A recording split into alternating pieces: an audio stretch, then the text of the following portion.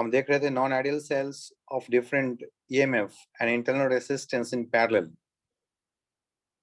भाई डिफरेंट अगर ईएमएफ हो और इनके इंटरनल रेसिस्टेंस हो तो इसके क्रॉस कितने पोटेंशियल डिफरेंस हो, अगर ये जानना हो तो हम डायरेक्टली ऐसे बोल सकते हैं E1 divide by R1, E2 divide by R2, E2 divide by R3, Rn जो भी है सबको सम करना है and divide by 1 upon R, 1 upon R2, 1 upon R and so on upon Rn, ऐसे जाएगा। ये VA माइनस VB निकल जाएंगे, यहाँ से यहाँ तक का पोटेंशियल डिफरेंस निकल जाएगा। फिर एक्सटर्नल सर्किट में अगर कुछ आएगा ना तो उसमें कितने करंट आएगा वो आप बोल सकते हो, कितने हो जाएंगे रेसिस्टेंस करंट, तो VA माइनस VB और इनटू जो रेसिस्टेंस इनका आ जाएगा, resistance of the circuit. Clear है? ओके। तो सबसे पहले मैं एक और चीज बताऊं कि अगर यहाँ पे पोलरिटी अगर मैं चेंज कर दूं, अगर यहाँ पे पॉजिटिव पोलरिटी है इधर नेगेटिव, अगर मैं इधर नेगेटिव इधर पॉजिटिव कर दूं तो फिर यहाँ पे माइनस साइन आ जाएगा, वो भी उसको भी नोट करना पड़ेगा। अगर हम इसकी पोलरिटी को चेंज कर देते हैं कुछ ऐसे, एक बैटरी है, बैटरी की पोजिशन इस तरफ पॉजिटिव इधर नेगेटिव, और इसकी एक्सटर्नल रेसिस्टेंस भी है इंटरनल रेसिस्टेंस भी है ऐसे। अब मैं एक दूसरा बैटरी ले लेता हूँ और इसकी पोलरिटी को मैं चेंज कर देता हूँ। पोलरिटी कैसे चेंज होगा, तो इधर नेगेटिव कर लेता हूँ, इधर पॉजिटिव कर लेता हूँ। इंटरनल रेसिस्टेंस की भी किसी भी तरफ किसी भी साइड में आप रख सकते हो, पड़ता है इससे। पॉजिटिव साइड में भी रख सकते हो, नेगेटिव साइड में भी इंटरनल रेसिस्टेंस को प्लेस कर सकते हो, इससे कोई फर्क नहीं पड़ता है। ओके, चलो मैं बैटरी की एक टर्मिनल को मैं इधर रख लेता हूँ पॉजिटिव, इधर नेगेटिव रख लेता हूँ। अभी देखो कैसा होने वाला है ये वाली चीज। अच्छा, मैं यहाँ पे जानबूझ करके कुछ 3 EMF रखता हूँ, 3 सेल्स, एक E1 तो इसका corresponding internal resistance R1, E2 corresponding internal resistance R2, E3 corresponding internal resistance R3। हमारे पास 2 पॉइंट्स है E एंड B से ये तीनों ही सेल्स पैरेलली कनेक्टेड है। कैसे कनेक्टेड है देख लो, ये कनेक्टेड हो गया यहाँ पे, ये यहाँ पे कनेक्टेड हो गया, ये यहाँ पे ऐसे कनेक्टेड हो गया, दिस वे। Okay okay. अब हमें बताना है कि what is the potential difference across A and B।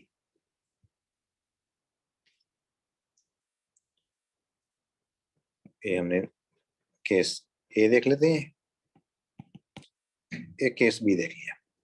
बोलना भाई what's the value of VA minus BB, क्या होना चाहिए VA minus BB।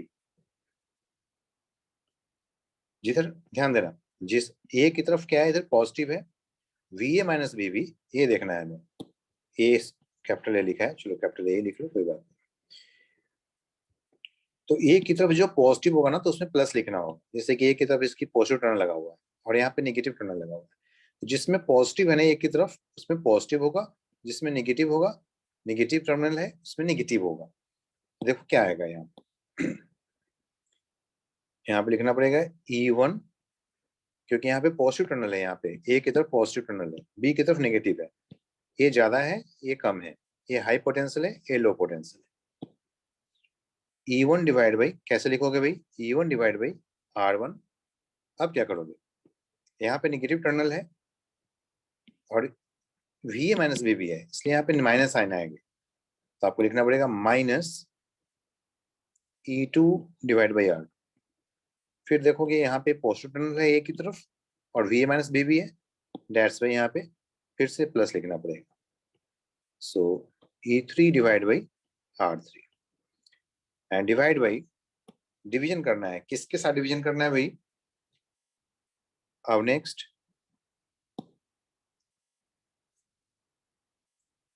1 upon R1, लेकिन यहाँ पे माइनस और प्लस, यहाँ पे सभी प्लस ही हो जाएंगे क्योंकि इनकी टर्मिनल से इनकी इंटरनल रेसिस्टेंस के थ्रू जो पोटेंशियल ड्रॉप होने वाला है इनसे कोई फर्क नहीं पड़ने वाला है। तो E1 अपॉन R1 और 1 अपॉन R2, 1 अपॉन R3 ये हो जाएंगे। आई थिंक क्लियर होगा, कंसेप्ट क्लियर है भाई, समझ में आई बात। Simple but very important, simple but very important. बहुत इंपॉर्टेंट है। अगर ऐसा ही मैं एक और कंडीशन बता दूं, यहाँ पे सी कंडीशन के लिए,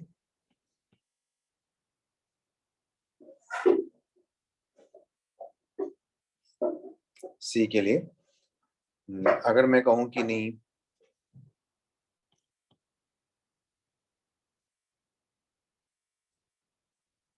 ऐसे रख दिया negative positive negative positive negative positive, internal resistance internal resistance internal resistance, जल्दी से बोल देना सब इसका आंसर। हाँ चलिए,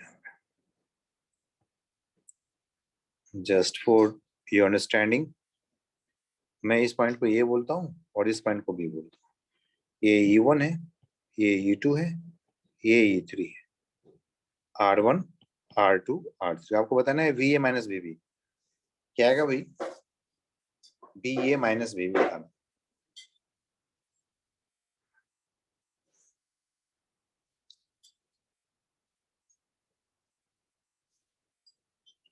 हमें मालूम करना है VA माइनस VB। ठीक है, क्या करेंगे भाई, तो ए की तरफ क्या है, नेगेटिव टर्मिनल, नेगेटिव नेगेटिव, तो सभी नेगेटिव नेगेटिव ही हो जाएगा। ए की तरफ क्या है, नेगेटिव टर्मिनल है ना, तो नेगेटिव से स्टार्ट करना होगा। इसके लिए भी -E1/R1 -E2/R2 -E3/R3। क्लियर है सबको? ऐसे फिगर माइंड में सेट कर गया। अब यहाँ पे लिख लो VA minus VB can be equal to -E1/R1 -E2/R2 -E3/R3, और इसका डिवाइड कर लो। किससे डिवाइड करोगे, 1/R1 1 यहाँ पे नीचे में रेसिस्टेंस को जब ऐड कर देना तो यहाँ पे माइनस साइन नहीं, हमेशा प्लस साइन ही रहेगा, ऑलवेज पॉजिटिव। तो अब इस तरह के क्वेश्चन आप देखते ही कर सकते हो, और यही चाहिए आपकी कंसेप्ट। जब हमें इसको सॉल्व करना पड़ेगा तो हमें मालूम है कि सॉल्व कैसे किया जाता है, केवीएल लॉ लगाया जाता है, लेकिन अननोन्स की नंबर्स बहुत ज्यादा हो जाएगा, तो after solving we will get this result. अब मैं इसका एप्लीकेशन, अब इस चीज का एक एप्लीकेशन मैं कैपेसिटर के केस में कराता हूँ आपको। 4 capacitor application, same application for capacitor, same application for capacitors।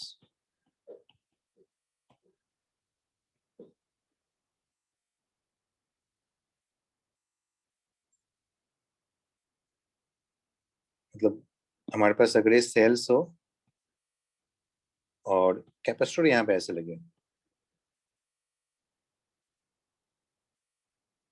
फिर यहाँ पे सेल है, फिर यहाँ पे कैपेसिटर हो, फिर ये सेल है, फिर यहाँ पे कैपेसिटर, चलो 3 को ले लिया ऐसे,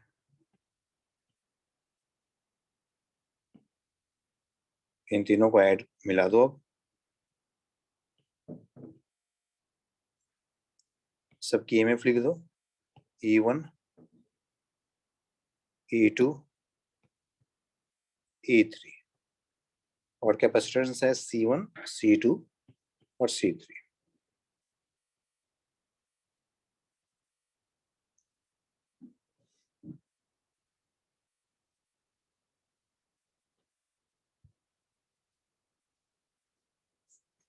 है ना, ऐसे क्वेश्चंस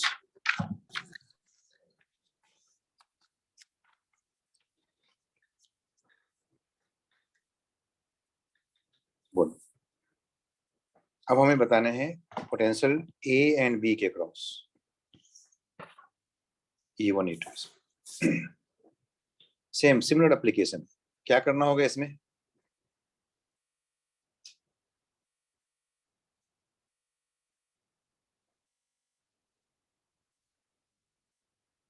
क्या करोगे, बिल्कुल वैसा ही सिमिलर एप्लीकेशन है। VA minus VB can be equal to, जैसे कि यहाँ पे जब रेसिस्टेंस है तो E1/R1 करते हो, तो यहाँ पे E1 इंटू C1 करना पड़ेगा, और पॉजिटिव टर्मिनल है, ए की तरफ पॉजिटिव टर्मिनल है तो पॉजिटिव लिखोगे, अगर नेगेटिव टर्मिनल होता तो नेगेटिव लिखते।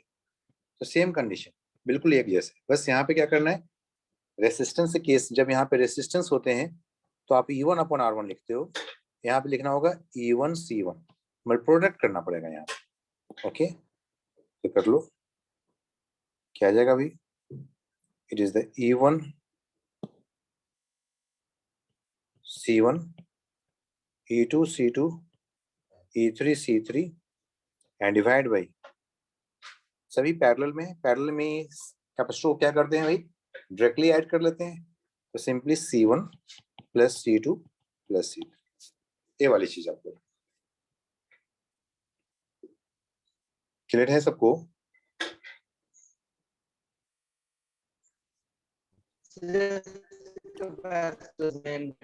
ऊपर चार्ज देते हैं और वहां पर करंट लेते हैं ना रेजिस्टेंस में। हाँ, जब कैपेसिटर आएगा तो प्रोडक्ट कर लेंगे। देखो डायमेंशन चेक कर लो, यहाँ पे देखो, यहाँ पे C1 है, यहाँ भी C1 है, तो इसकी डायमेंशन कैंसिल हो गया, किसका डायमेंशन बचेगा, पोटेंशियल का बचेगा। और यहाँ पे देख लो, इसमें क्या है, यहाँ भी पोटेंशियल है डिवाइड, लेकिन 1/R है, तो इसलिए वहां पे ही 1/R। ठीक है, तो डायमेंशनली भी चेक कर सकते हो कि भाई इसमें डिवाइड करना है और इसमें मल्टीप्लाई करना है। तो यहाँ पे जब इस तरह से बातें होंगे ना, तो क्या करना होगा, इन दोनों का प्रोडक्ट, इन दोनों का प्रोडक्ट, इन दोनों का product, and divide by C1 plus C2 plus C3। अगर मैं इसमें एक पोलरिटी चेंज कर दूं, यहाँ पे नेगेटिव कर दूं, इधर पॉजिटिव कर दूं, तो यहाँ पे एक माइनस साइन आ जाएगा। यहाँ पे नेगेटिव कर दूं, इधर पॉजिटिव कर दूं, तो यहाँ भी माइनस साइन आ जाएगा। यहाँ नेगेटिव, यहाँ पॉजिटिव, तो यहाँ भी नेगेटिव, ऐसे हो जाएंगे। सभी पॉजिटिव है तो सभी positive. Same application for capacitors होते हैं, तो ये भी एक अच्छी बात है। यहाँ पे सेल्स की कॉम्बिनेशंस के साथ कैपेसिटर को भी देख लिया, this is very important for capacitor.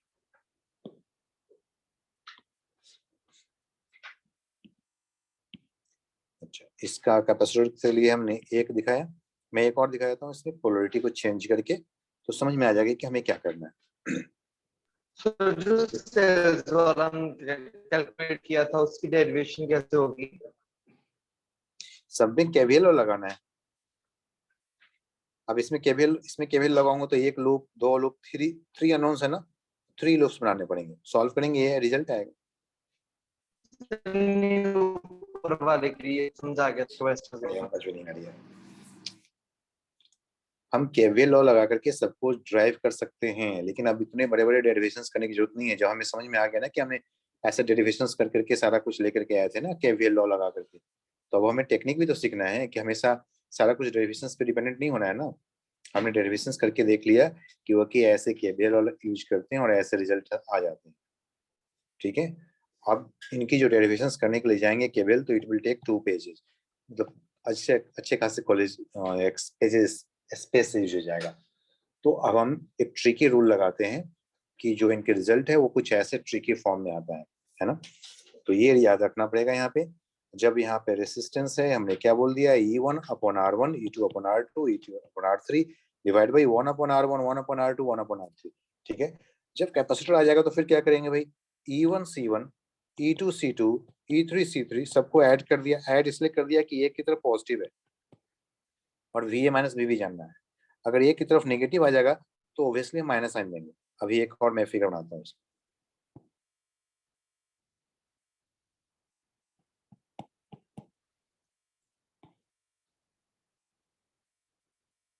Battery हो गया,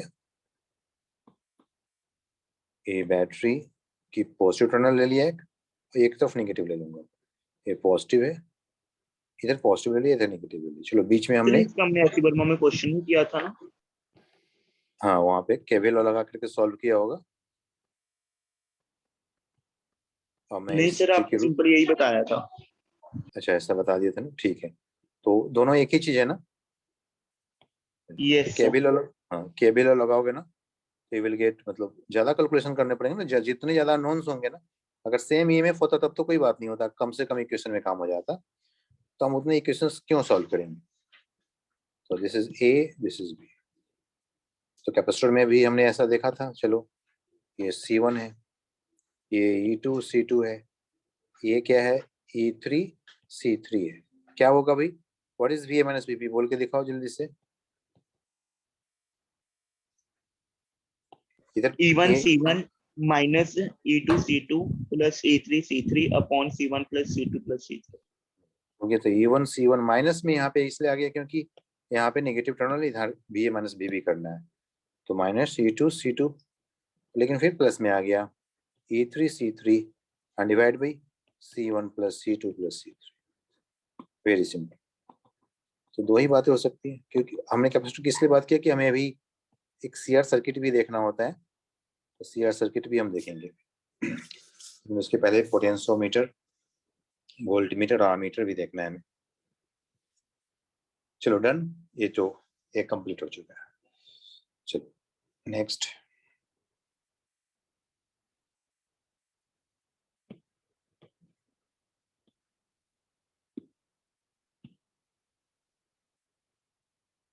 डन।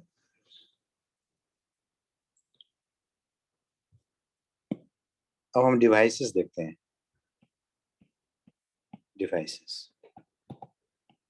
डिवाइसेस में खासतौर पे हम 3 डिवाइसेस के बारे में बात करते हैं। एक होता है गैल्वेनोमीटर। डिवाइसेस में क्या होगा भाई? नंबर 1 गैल्वेनोमीटर, आमीटर और वोल्टमीटर।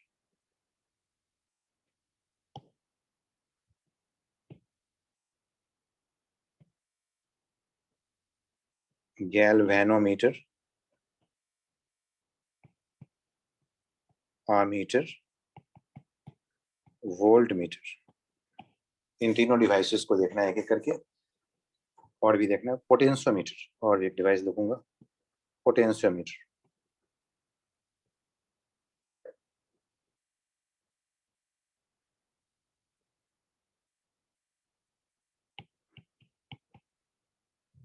पोटेंशियोमीटर, पोटेंशियोमीटर पे ही के जैसा ही और भी आता है मीटर ब्रिज।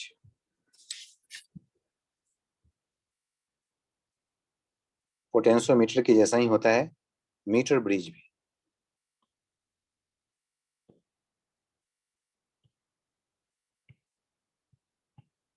Metre bridge. चलो छोटे छोटे पार्ट्स है, देख लें। गैल्वेनोमीटर क्या होता है? तो गैल्वेनोमीटर जस्ट एक डिवाइस है जिसमें निडल होते हैं, और उसके डिफ्लेक्शन से मालूम चलता है कि भाई कहीं पे करंट जा रहा है या नहीं जा रहा है, करंट की वैल्यू क्या है, ये सारा कुछ मालूम चल सकते हैं।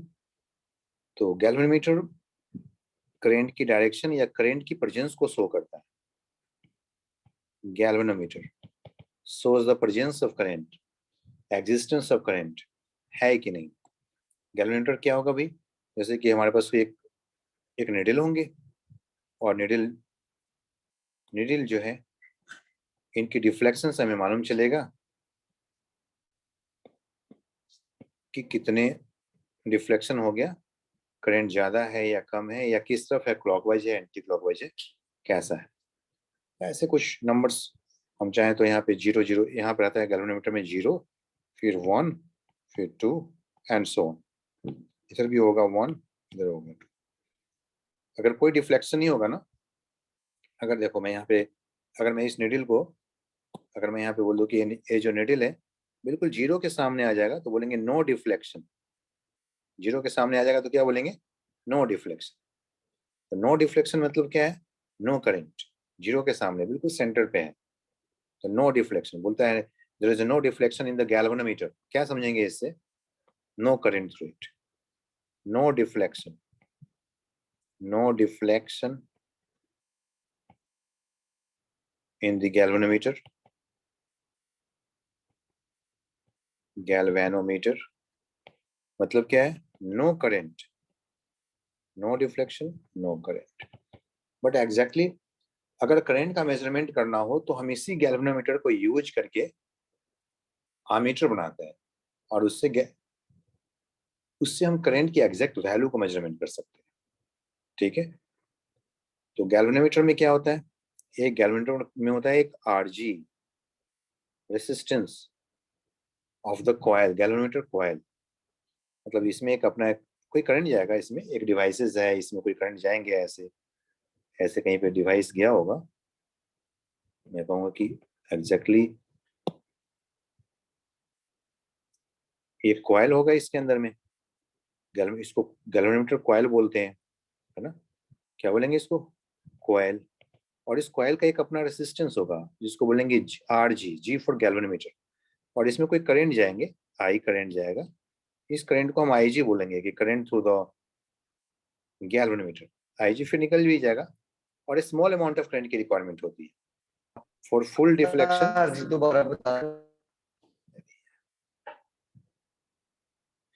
बस गैल्वेनोमीटर एक निडल है, निडल का जो निडल जिस कॉइल से अटैच होता है हम उसको बोलते हैं RG, means resistance of the, ये है क्या बोलेंगे, RG means resistance of galvanometer coil, galvanometer coil.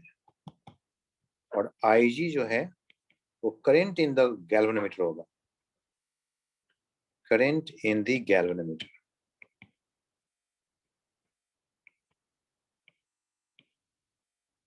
ठीक है, अब मैं इस गैल्वेनोमीटर को यूज करूंगा, एप्लीकेशन करूंगा, यूज ऑफ गैल्वेनोमीटर। इसको यूज करके हम क्या बना सकते हैं, इसको यूज करके हम बना सकते हैं मीटर, वोल्ट मीटर। इस गैल्वेनोमीटर को यूज करके हम क्या कर सकते हैं भाई, क्या फॉर्म कर सकते हैं, मीटर और वोल्ट मीटर। देखते हैं मीटर कैसे फॉर्म करते हैं और वोल्ट मीटर कैसे फॉर्म करते हैं।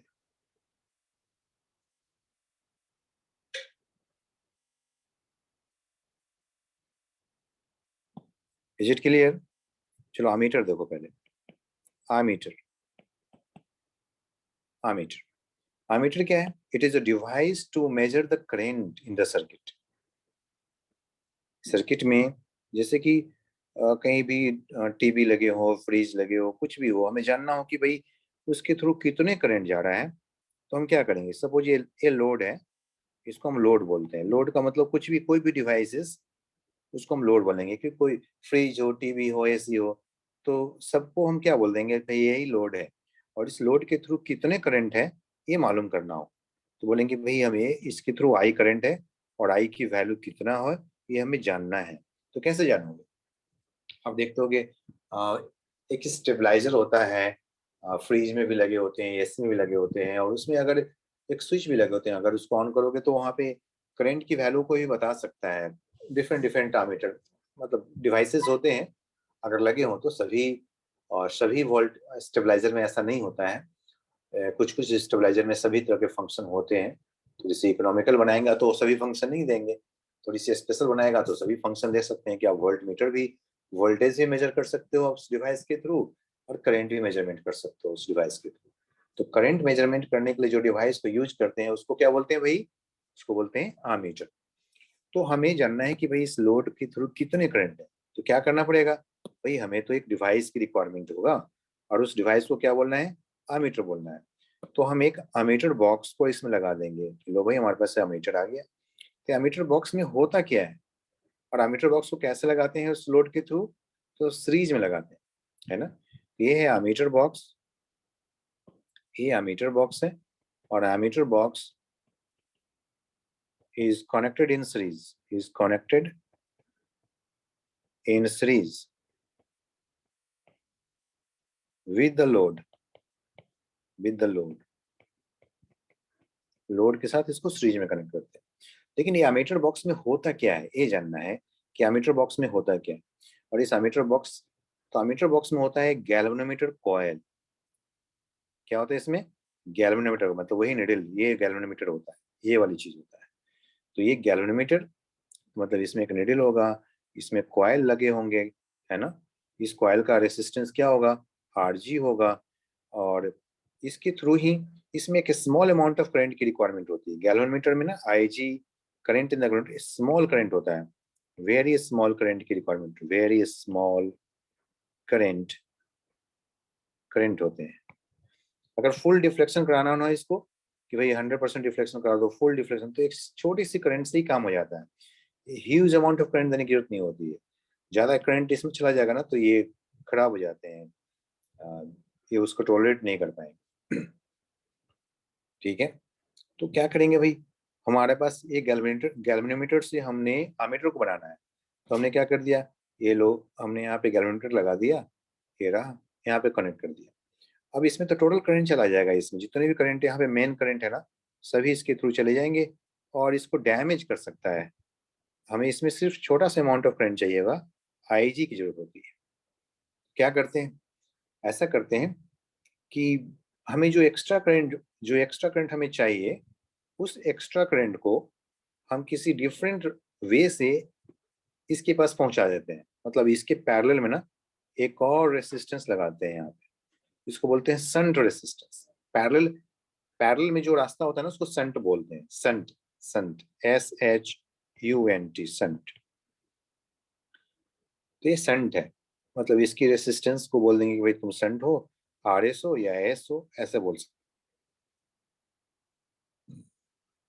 ठीक है, हमें क्या चाहिए, हमारा रिक्वायरमेंट क्या होता है कि भाई हमें तो यहाँ पे एक छोटे से अमाउंट ऑफ करंट की रिक्वायरमेंट होती है। कितने करंट की रिक्वायरमेंट होगी, तो हो सकता है 0.1 करंट एम्पियर हो चाहिए, या 0.2 एम्पियर हो, या 0.01 एम्पियर हो। स्मॉल अमाउंट ऑफ करंट की जरूरत होती है। तो बाकी करंट कहाँ से जाना चाहिए, तो बाकी करंट ऐसे निकल जाना चाहिए। और ये जो RG की जो वैल्यू होती है ये भी बहुत ज्यादा नहीं होता है, तो इसकी वैल्यू भी 25 ओम के आसपास में होता है। 25 ओम, 50 ओम, 30 ओम, कुछ ऐसे होते हैं। प्रैक्टिकली मैं बोल रहा हूँ, कुछ भी हो सकता है, कोई फिक्स नहीं होता है। ठीक है, तो भाई इसमें तो हमें करंट कम चाहिए और इसमें ज्यादा करंट चाहिए, तो हम ऐसा करते हैं कि इसके साथ में एक पैरेलल रेसिस्टेंस लगाते हैं। लेकिन इस पैरेलल रेसिस्टेंस की जो वैल्यू होता है ना इस RG से भी काफी काफी कम रहना चाहिए, very very small, so that कि मैक्सिमम करंट ऐसे निकल जाए, ऐसे चला जाए और थोड़ी सी करंट इसके पास बचे रह जाए, और यही थोड़ी सी करंट इसके प्रोपोर्शनल में जाएगा और इसकी करंट को मेजरमेंट करेगा। ठीक है, तो हम दो पॉइंट्स हम लेते हैं यहाँ पे, एक पॉइंट ले लेंगे A और दूसरा पॉइंट ले लेते हैं B। यहाँ पे एक पॉइंट को ले लेते हैं A और इस पॉइंट को ले लिया B। और इसमें कितना करंट चला जाएगा, जो मेन करंट है उसमें से थोड़ा सा करंट कम हो गया। कौन सा थोड़ा सा करंट, IG वाले करंट माइनस हो जाएगा, ये शंट रेसिस्टेंस है, फिर ऐसे निकल जाएंगे और मेन करंट फिर वापस आ जाएगा ऐसे। और ये जो IG है ना, ये जो IG है इसी की वजह से इसमें डिफ्लेक्शन होगा, लेकिन डिफ्लेक्शन होगा इसकी वजह से, डिफ्लेक्शन होगा IG की वजह से, लेकिन ये जो करंट है ना इस मेन करंट के अकॉर्डिंगली यहाँ पे रीडिंग शो करेगा। इसी तरीके से बनाया जाता है, उसी प्रोपोर्शन में ये इसको फॉर्म किया जाता है कि जो यहाँ पे डिफ्लेक्शन होगा इस मेन करंट को शो करेगा। उसी तरीके से हम यहाँ पे ग्रेजुएशन कर लेते हैं कि थोड़ी सी डिफ्लेक्शन होगा तो समझ जाएंगे कि अच्छा 1 एम्पियर है। अगर 0.1 एम्पियर ही गया लेकिन डिफ्लेक्शन हो गया 0.1 एम्पियर की वजह से, लेकिन हम वहां पर लिख देंगे 1 एम्पियर, कुछ ऐसे। तो सो दैट कि इसके अकॉर्डिंगली इसमें ग्रेजुएशन कर देते हैं, इसमें जो लिखने का तरीका होता है ना इसके अकॉर्डिंगली लिखते हैं। तो ठीक है, ये बन गया अमीटर। अब ये काम कैसे करते हैं भाई, इसके लिए भी कैसे करना पड़ेगा। आप देख तो रहे हो कि ये दो पैरेलल कॉम्बिनेशन में है। भाई पोटेंशियल डिफरेंस A और B के क्रॉस क्या होना चाहिए, तो इसके थ्रू भी IG इंटू RG, और इसके थ्रू देखोगे तो क्या आएगा S into I minus IG। तो VA माइनस VB की वैल्यू इधर से भी देख सकते हो और इधर से भी देख सकते हो, और यहीं से हमें सब कुछ मालूम चल जाता है। यहाँ पे एक चीज बोल लिख सकते हो कि S की जो वैल्यू होती है ना, शंट रेसिस्टेंस की जो वैल्यू होती है very very less than RG होता है। क्यों होता है, सो डैट मैक्सिमम करंट में pass through this shunt parallel. Shunt means what, parallel shunt resistance. Note कर लो, एस क्या होता है, इसको क्या बोलते हैं भाई, shunt resistance. Shunt means what, shunt resistance. Shunt means parallel, shunt means parallel. Sir ये फिर एक से बता दो क्यों होती है ये सर लेस देन RG। क्योंकि हमें यहाँ पे थोड़ी सी करंट चाहिए, यहाँ पे थोड़ा सा करंट चाहिए, और ज्यादा से ज्यादा करंट इधर चाहिए। तो कहीं पे भाई किसी रास्ते से हमें अधिक करंट चाहिए तो उसका रेसिस्टेंस ज्यादा होना चाहिए या कम होना चाहिए, कम होना चाहिए। कम। तो कम होना चाहिए। तो मैक्सिमम इस हमें यहाँ पे थोड़ा सी करंट की रिक्वायरमेंट है तो मैक्सिमम करंट इसमें जाना चाहिए। सपोज करो कि हमारे पास यहाँ पे 10 एम्पियर के करंट है, ठीक है, तो मेरा यहाँ पे काम चल गया 0.1 एम्पियर से, तो 9.99 एम्पियर करंट हम इधर से चाहिए। तो इधर से चाहिए तो इसकी किसकी रेसिस्टेंस ज्यादा होना चाहिए, शंट का या गैल्वेनोमीटर का। सर कम क्यों होना शंट। चाहिए, क्योंकि डिफ्लेक्शन शो कर। हाँ ये मतलब बहुत डेलिकेट है वो काफी डेलिकेट होता है, इसमें आप ह्यूज अमाउंट ऑफ करंट नहीं पास करा सकते। और इसका जो ग्रेजुएशन होता है, ये सिस्टम ऐसा बना होता है कि थोड़ी सी करंट से ही ये अपने डिफ्लेक्शन शो कर रहा है, हाई सेंसिटिव होता है। अगर बहुत ज्यादा करंट के साथ काम करेगा तो छोटे छोटे करंट में डिफ्लेक्शन शो नहीं करेगा। तो थोड़ी सी करंट में अगर डिफ्लेक्शन शो करता है, तो जैसे तुरंत वेरिएशन होगा ना किसी भी करंट का थोड़ा बहुत, तो तुरंत इसको शो कर देगा, जिसमें डिफ्लेक्शन होने लगेगा, कम ज्यादा होने लगेंगे, है ना। तो इसकी एक प्रॉपर सेंसिटिविटी को मेंटेन करने के लिए हमें आईजी की वैल्यू को कम रखा जाता है, प्रॉपर वैल्यू रखा जाता है, ठीक है। लेकिन अब हमें चाहिए कि यहाँ तो कम, यहाँ पे सपोज 10 एम्पियर की करंट है और इसका मैक्सिमम रिफ्लेक्शन 0.1 एम्पियर से ही हो जाता है, तो बाकी जो 9.9 एम्पियर की करंट है वो कहाँ से पास करना चाहिए? तो शंट से पास करना चाहिए।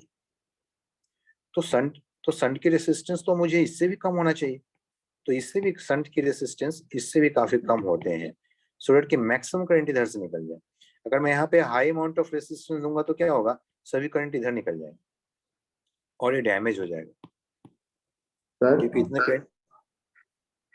सर जो गैल्वेनोमीटर है वो आई की वैल्यू ही मेजर कर लेगा आईजी के, वैसे तो उसमें आईजी जा रही है बट वो आई की वैल्यू मेजर कर लेगा। हाँ, इस जा रहा है, लेकिन यहाँ पे हमें तो यहाँ पे खुद से लिखना पड़ता ना कि चलो मान लें कि यहाँ पे 0.1 सपोज करो कि यहाँ पे 0.01 एम्पियर गया और उसका डिफ्लेक्शन शो कर दिया यहाँ पे, तो मैं लिख दूंगा कि अच्छा ये 1 एम्पियर हो गया। मान लें कि थोड़ी सी और गया 0.02 गया, तो बोल दूंगा यहाँ पे लिख दूंगा 2 एम्पियर। तो ऐसे से कर करके 10 एम्पियर तक का अलग अलग लेवल का आमीटर होता है, कम डिवाइसेस के अकॉर्डिंगली, कौन सा इंस्ट्रूमेंट को चेक करने जा रहे हैं उसके अकॉर्डिंगली। जैसे कोई मोबाइल को रिपेयर करता है तो उसके पास एक छोटा सा डिवाइस होगा, मीटर बॉक्स होगा, और कोई एसी को रिपेयर कर रहा है तो उसमें ह्यूज अमाउंट करंट की रिक्वायरमेंट होती है, तो उसके पास जो डिवाइस होगा ना, उसके पास जो अमीटर बॉक्स होगा वो डिफरेंट होगा। हालांकि आजकल जो सिस्टम आया है वो मल्टीमीटर का है, मतलब जैक सिस्टम होता है, बहुत सारे होल्स बने होते हैं कि अच्छा आपको जितने सेंसिटिविटी वाला चाहिए ना उसमें आप पॉइंट कर दो, तो मल्टीमीटर यूज होता है, या इलेक्ट्रॉनिक होता है, सभी को टॉलरेट कर लेते हैं। Okay. तो बिल्कुल सही है, इसमें करंट जाएंगे आईजी, लेकिन रीडिंग किसका बताएगा, आई का रीडिंग बताएगा। क्यों भाई, क्योंकि हम उसके अकॉर्डिंगली, इसमें डिफ्लेक्शन इतना ही हुआ लेकिन हम यहीं पे बोल दूंगा कि अच्छा ये 1 एम्पियर है, भले ही 0.1 एम्पियर की वजह से इतना डिफ्लेक्शन हो गया, लेकिन यहाँ पे क्या लिख देंगे 1 एम्पियर है। ये 0.2 एम्पियर की वजह से हुआ, लिख देंगे 2 एम्पियर है। कुछ ऐसे लिखने की वजह से होता है ना, बिल्कुल वैसे ही जैसे कि आपके वॉच में जो वॉच है, अब उसके यहाँ पे आया, यहाँ पे 12 है, अब तुम 12 के यहाँ पे 3 लिख दोगे तो क्या समझोगे, 3 ओ क्लॉक हो रहा है, लेकिन एग्जैक्टली क्या हो रहा है वहाँ पे 12 ओ क्लॉक हो रहा है कि नहीं। तो आपके लिखने पे पता चलता है ना कि कैसा है। तो हम इस तरीके से ही यहाँ पे लिखते हैं, ऐसे ग्रेजुएशन करते हैं, ऐसे लिखते हैं कि हमारा मेन करंट को शो कर दे,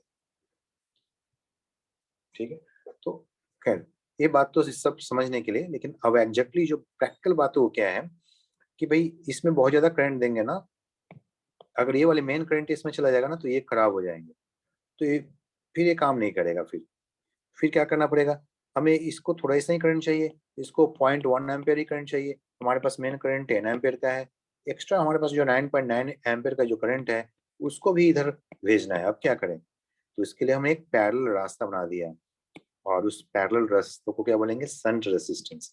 लेकिन शंट रेसिस्टेंस की वैल्यू बहुत ज्यादा कर दोगे तो क्या होगा, ये करंट इधर से जाएगा ही नहीं,